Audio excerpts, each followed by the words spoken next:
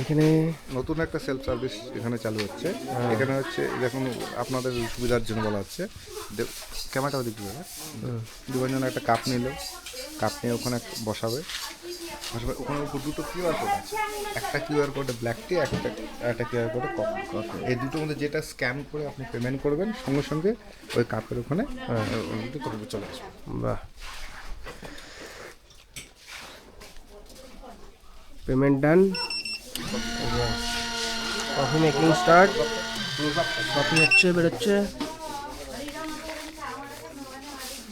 Coffee হয়ে গেল। দেবানন্দা খুশি, ইতনি খুশি। আরেকটু দিবেন না আর দিবে না। ও ব্ল্যাক কফি ক্যান্সেল করে দাও।